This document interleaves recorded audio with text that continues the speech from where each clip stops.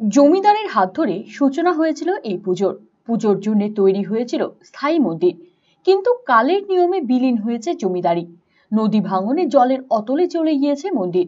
কিন্তু শতাব্দীকাল আগে সূচনা হওয়া এই পুজো আজও নিষ্ঠার সঙ্গে করে আসছে মালদার হরিশ্চন্দ্রপুরের ভালুকা বাজার সার্বজনীন পুজো কমিটি। জানা গিয়েছে 131 বছর আগে পুজোর সূচনা করেছিলেন ধর্মপ্রাণ জমিদার হরিমোহন মিশ্র।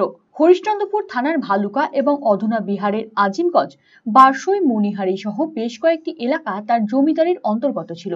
ভালুকাতে ফুলহার নদীর ধারে 200 বিঘা জমির ওপরে তিনি নির্মাণ করেছিলেন সুবিশাল দুর্গা মন্দির। পুজো উপলক্ষে করতেন এলাহি আয়োজন, কিন্তু সময়ের নিয়মেই হ্রাস পেতে থাকে জমিদারি জৌলুস। এমনকি ফুলহার নদী গর্ভে তলিয়ে যায় মন্দিরও। যদিও সেই পুজোকে টিকিয়ে রাখেন এলাকার মানুষেরা। পরবর্তীতে সেই পুজো স্থানান্তরিত হয় ভালুকা বাজারে। জমিদারের পুজো হয়েছে সার্বজনীন, কমিটি করে আয়োজন হয় পুজোর। এই বছর পুজোর থিম পরিবেশ রক্ষা। জমিদার আমলের রীতি অনুযায়ী হয় পুজো। নিয়ম মেনে বস্ত্রদান এবং নরনারায়ণ সেবারও আয়োজন করা হয়ে থাকে এখানে। ফলে পুজোকে ঘিরে আনন্দ উচ্ছ্বাসে মেতে ওঠে এলাকার বাসিন্দারা। পূজার ইতিহাস হলো আমাদের বাবু 131তম পূজা পদার্পণ করলো। আমাদের হরিমোহন মিশ্র 131 বছর আগে পুজো শুরু করেছিলেন। এবার আমাদের ভালুকা গ্রামবাসীর হাতে এই পুজোটা ভালুকা সার্বজনীন বাজার সার্বজনীন কমিটির নামে দেওয়া হয়েছে নাম। আর এবার আমাদের সেই থাকছে এখানে যে পরিবেশ নিয়ে।